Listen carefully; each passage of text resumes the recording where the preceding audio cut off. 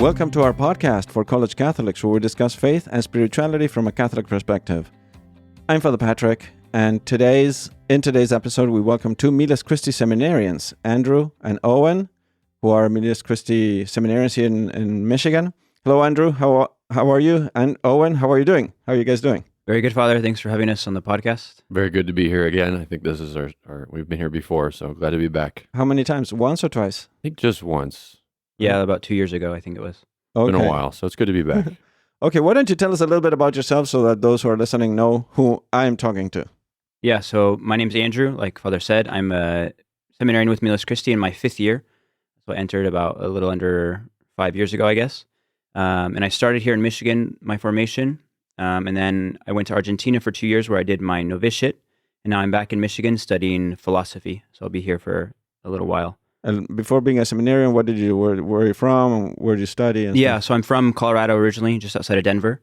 I went to the University of Denver for college, where I finished. I studied mechanical engineering there, so I got my degree. Finished that, and then I did 2 years with Focus as like a Focus missionary. And where were you destined? Or? Yeah, they sent me to Ypsilanti, Michigan, so Eastern nearby. Michigan University, right? Wow. Just like I guess it'd be like 40 minutes from where our house is. Wonderful. And then through that is where I met Miles Christi. Wonderful. Well, my name is Owen, and I'm also a Miles Christi Seminarian. I'm actually in my 4th year, so I joined a year after Andrew. And I met Miles Christi in California. That's where I was going to school, though I was raised in Colorado, like Andrew. But I started doing spiritual direction with one of the Miles Christi priests there and going to the retreats, and discerned to enter here after doing 2 years of Focus mission work as well in California. And now I did some time in Argentina, and now I'm here back in Michigan. So you went to college in San Diego. Where were you sent as a missionary? I was in Los Angeles for 2 years. Nice. Yeah.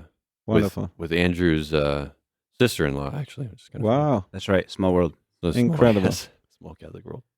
Incredible. Well, we're beginning a new year. It's January and classes are starting. You guys are also starting your own semester at the seminary, taking courses and so forth. So I think it's a good spiritual practice typically to continually try to convert to God, to recognize our failures from last year and try to turn and renew ourselves spiritually, right? So what good simple resolutions would you recommend to college students or to anyone who's listening, like New Year's resolutions? Yeah, it's a good question. So when I was thinking about this question, we were having a conversation with a guy the other day who was telling us that this week Exodus 90 was starting, which I know is really popular now. Yeah, it's a thing. A lot of people are doing it. And so he was talking about some of the, the different practices that they do, and it's basically a set of kind of intense resolutions, right? And one thing, I was talking about with him, or we were talking about, was the importance with those kind of resolutions, was the importance with personal prayer, with all of that.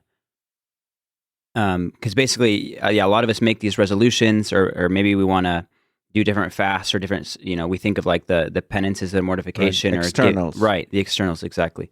But all of that needs to be, like the source of all that needs to come through prayer. Right. And so if we kind of neglect the prayer aspect, or the interior life, our connection with God, all that external stuff is it's going to be a lot harder, and two, it's not going to bear as much fruit as it would stemming from a spiritual life. So that was kind of the conversation we were having, which I think applies also to any New Year's resolutions, or even resolutions from retreats or whatever it may be. That a personal prayer life has to kind of give life to all those different kinds of things. Right, and also not only, prayer, of course, but not just mindfulness, as they call it today, right? Reflection, but also a dependence and trust in God's grace, right? If not, we become like Pelagian, right? So the Pelagianism is this tendency of doing everything by my own effort. So I'm going to fast more by my own effort, and I'm going to white knuckle it, and I'm going to stop doing this, and I'm going to start doing that all with my own strength. So to remember that prayer reminds you that we depend on God, and any fruit that we give is only going to be by the action of God's grace in us. So trust in God and prayer are essential for those resolutions, of course. Very good. Good. And what particular type of prayer would you recommend, or any more like prayer in general, or something more specific? Right, that's a good question, because prayer in general is very vague and not super helpful. I think it's helpful to make kind of some practical resolutions with it. I mean, you can talk about like the rosary, obviously is a great form of prayer, daily mass, or even just mass during the week, if it's not every day. Those are great resolutions. But I also think just like taking, setting a time of 10 minutes, 15 minutes, 30 minutes a day to set aside for a personal like time of meditation. If you have a spiritual director, that's a great thing to talk to him about. But really just a time of like silence, not just silence in the fact that there's no noise, but turning off the cell phone, choosing a time and a space where you can pray. And that can look a lot of different ways of using scripture, using, a text of meditation, a spiritual book to kind of guide that prayer. But in the end, it's a conversation with God, right? Right. One good book could be The Imitation of Christ. That Right. is easy. People can find it by Thomas A. Kempis, right? Mm-hmm. That's another good example of a book to use for prayer. Right. Another method a lot of people use is like a Lectio Divina with scripture, Right. which I know is great. Right. Very good. Well, then, Owen, what would you recommend? I don't have necessarily any particular resolutions. No resolutions for No the new year. resolutions. Just don't do anything different. No. But I do have maybe an idea of how to make a good resolution, whatever that resolution might be, especially if it's prayer, which hopefully, it's good advice, is the idea of fostering good desires. And I have one thing that came to my mind was a story from when I was younger. Mm-hmm. That's to deal with fostering good desires, with making resolutions. We would go to California, my family and I, for some vacation time to Lake Tahoe, and there would be a giant rock on the side of the lake that we would try to jump off of. At least I was too young at some point, so I'd see my sister and my family jump off this rock, and I was like, "Wow, this thing is huge." I don't think I could do that. But I really wanted to, and it seemed really cool. But with time, that desire was still lingered, and I didn't reject it. And with encouragement and with some confidence, Mm-hmm. I overcame the fear, and those desires carried me to make that resolution, even if it was like this huge rock, and it seemed super scary. That desire helped me. So I think with making resolutions, in a time of at the university or college, there's so many opportunities that the world offers, different things to do with serving the church, serving humanity, and things to offer, and to desire to do good things. And it's important not to let fear prevent you from doing concrete things and allowing the natural desires you have, or the supernatural desires you have, from being extinguished. And so we need to foster big desires for sanctity, for holiness, for offering to God a very magnanimous offering and a generous offering to God. Right, and I would say regarding that you said to serve others, serve humanity, right? To be careful not to make too idealistic projects somewhere like Right. far away, to go to Asia Right. and do something. Like, just look around you, look Right. your own classmates, your own roommates, your own family, your own, we could say, square yard, right? And how can you help those that are immediately around you? Because those are the ones that need your help, and those are the ones God will require of you to help, right? Right. So That's right. not to forget, because sometimes one could have very good ideas and projects far away, and we forget what's going on around me. Right. Love local, or you start at home. Very good, very good. All right, and now in this podcast, we've been talking about So I'll add a resolution just as a thought. Please. I was thinking as you were talking that this is great, this is great, and one way to help see ourselves convert to God is to do the spiritual access, silent retreat, right? So we call them, following the retreat of St. Ignatius of Loyola for 30 days, we call them the spiritual exercises. It's a silent weekend retreat. Miles Christi preaches those all throughout the U.S., anywhere in the U.S., and also in Europe we do them, and also in Argentina and in Mexico. And that is just a weekend, a silent retreat. So I would recommend to go to the Miles Christi website, to look for retreats and events and look for spiritual exercises and check the dates and the locations and see if there's any retreat near you within the first semester so that it inspires and illuminates the rest of the year, right? And the retreat alone has its power and its grace. They call it the grace of the spiritual exercises that helps you see so many things about yourself that we otherwise wouldn't realize and wouldn't recognize. So that's my recommendation.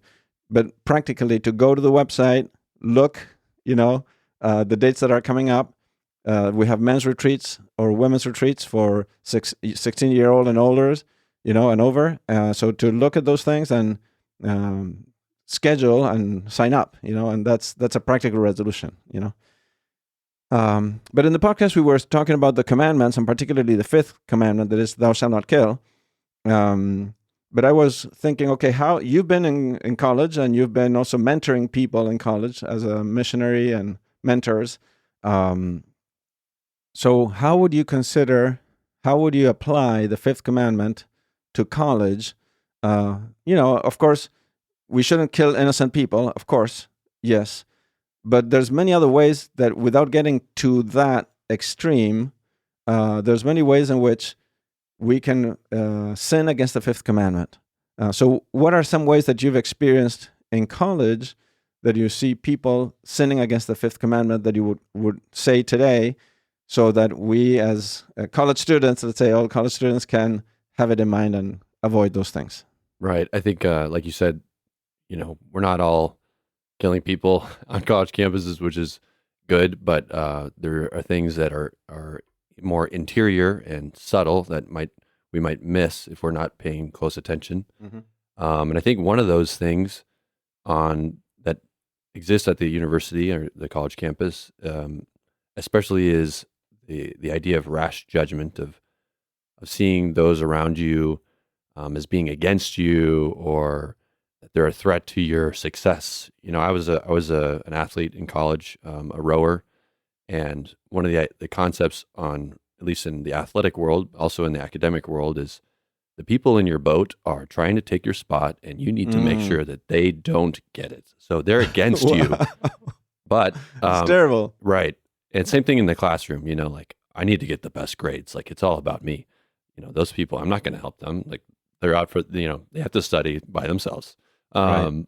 But actually, it's a really good practice to assume the best of people, and to work together, and to encourage good relationships.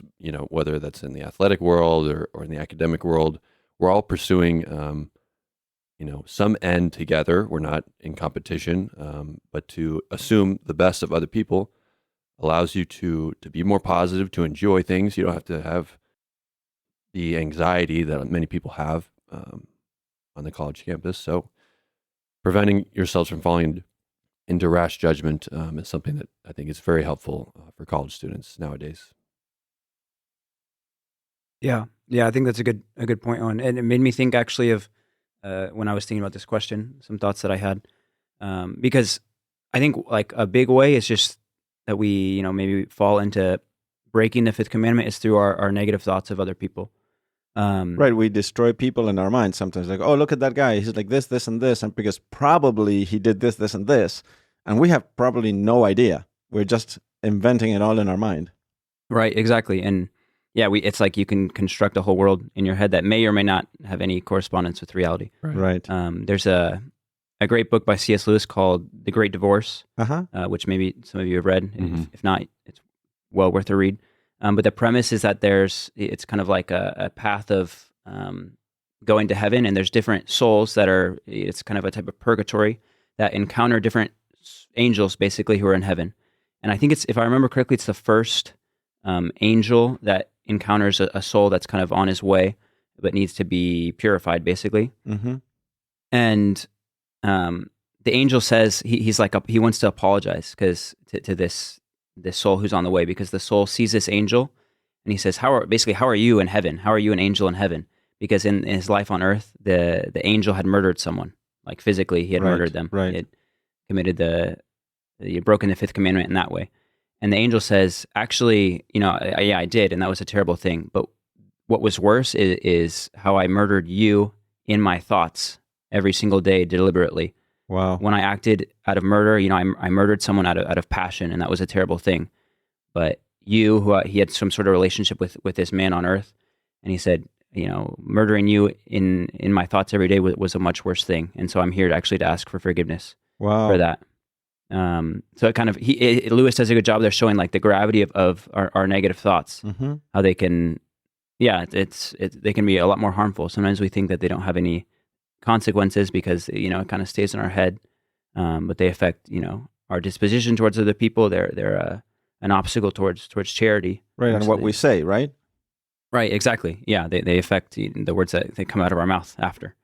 So yeah, that's a good point, Owen. And then the other thing I would say, like Father Patrick said, was with our words. I think on college campuses, and just in society in general now as a whole, our words can be really damaging, and sometimes it's super easy to fall into gossip or even to kind of hide behind it with jokes of damaging the reputation of another person.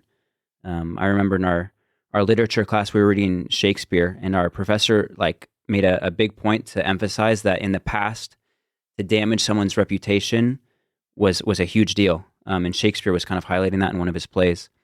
Because in the past, your reputation was like everything. You didn't have social media or different online rating things. So a lot of people's, work, their livelihood was earned through their reputation. Wow. So if that reputation was damaged by someone, they could literally lose everything.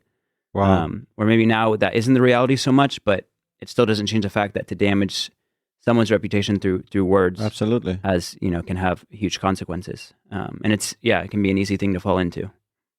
Right, and that sometimes can be a mortal sin. Right. If you lie or accuse another person of something that in itself is a mortal sin, like he did this, that is a mortal sin, and it's false, your gossiping is a grave matter.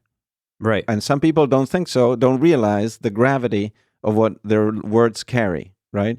There was a great example of Saint Philip Neri. Saint Right. Philip Neri was a saint in Italy, and he was sometimes funny, but rough with some people. So there was this lady that would come to confession and would gossip, right? So she was, Father, I gossiped. I said this, and this about this lady. Okay, well, try not to gossip anymore. So then they would come 2 weeks later and do the same thing. And then 2 weeks more and the same thing. And so the saint got to a point where he knew, this person that was coming frequently, she was asking for advice, and he was telling her not to gossip and how to do that. And she would keep gossiping until one time she said, okay, why don't you, to realize, he thought, right, for her to realize the gravity of what she's doing, right? Why don't you get a hen, like a chicken, alive or dead, but with all the feathers, and take all the feathers and go to the square and throw all the feathers into the wind, and then come back. So then she came back with the chicken without the feathers, and okay, now go back and pick up all the feathers. Right. Oof. And that was impossible. Father, I can't do that. Well, the same thing happens with gossip. What you spread through gossip, it never ends, and it damages that person, and you can never take it back, right? So it's something that you threw out there, and it's going to continue a ripple effect, damaging that person. And another thing that people do sometimes in college or in high school or after high school, after college, is scandal, right? It's a sin that goes against the Fifth Commandment because you damage the spiritual life of people by inducing them. Scandal is that way of inducing people into sin, right? So, for example, by bad advice or an invitation, right? So you can invite someone, hey, why don't we go watch this movie, but the movie is immoral, right? Or why don't we go to this party and the party has, drugs and drinking and stuff. So that's a scandal in the sense that you have led someone else to sin, and sometimes mortal sin that damages the spiritual life or kills the spiritual life in the people. So in that sense, the sin of scandal can also be a way of acting against the Fifth Commandment. And regarding what you were saying, this matter of damaging the reputation of others, that's very common in social media. Right. Right? So it's very easy and unfortunately painless to do it, right? So you go to a social media account and you make a terrible comment about someone, or sometimes even anonymously. Right, exactly. So, and you don't feel the pain of doing it because you're not looking at the person in the eyes and saying, "Hey, I'm saying this about you." You're hiding behind the screen, right, or behind a social media account. So, in that sense, that's also a bad thing to do. Right. Yep. Maybe a potential resolution with that could even be to limit social media, or maybe even delete it. You might even be happier without social media. Just a thought.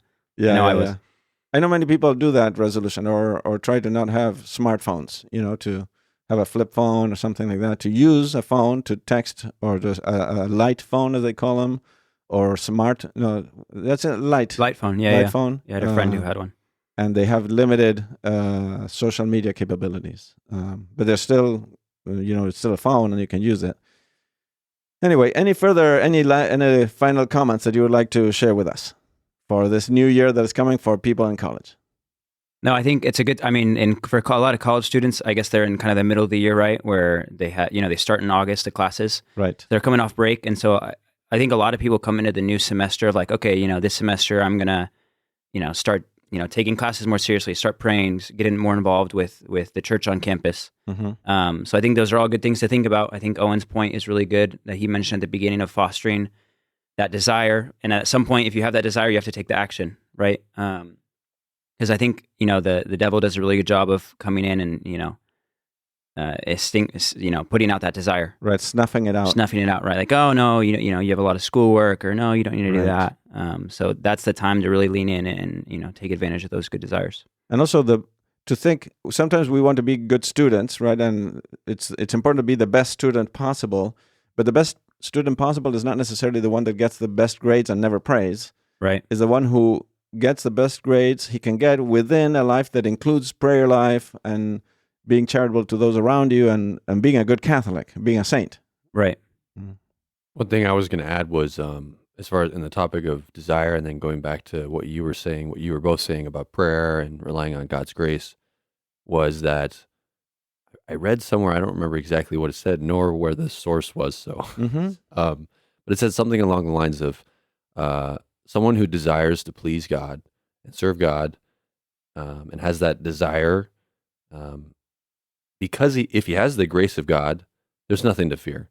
And so if there's something you're worried about, if you're not going to be able to do something, well, if your desire to please God, and you're in God's grace, don't worry, entrust yourself into God's hands, continue to pray and foster those desires, and don't listen to those fears. There's no reason to fear. Absolutely. And also, there's no reason to fear, because we're not called to be a saint today, like right now, they have to be perfect today. It's a process. So I have to aim at being a saint today. And if I fail, I keep going and I keep trying, and the battle will continue until I die. And that's the goal, to work until I die, to try to be a saint. Right. And sanctity or perfection is not necessarily for people who are already perfect. It's for sinners. Absolutely. We're all called to perfection in some way. The principle that says a saint is not the one who is perfect in all things at all times, but the one who never fails, but the one who after failing always gets up, right? Always is willing to start back up. And a phrase comes to mind is nunc cepi, now I begin, Mm-hmm. or now I begin again. Very good, very good. Okay, very good. Well, thank you so much, Andrew. Thank you, Owen, for your witnesses, for your good suggestions for this beginning of the new year. And also thank you for dedicating your life to Christ as seminarians, for hopefully future priests. And I would encourage everyone to pray for our seminarians and to pray for an increase of vocations to religious life and to the priesthood in Miles Christi. So thank you again, for both of you, for being with us today. Yeah, thanks for having us, Father. It was great. Good to be here with you again, Father. Absolutely. Well, so that is all for today. Thank you for listening, everyone, and please share this episode with your friends. And if you can, please leave a review on Spotify or Apple Podcast, or now we're also on YouTube, so you can write something there as well. Hope to see you next time. May God bless your day.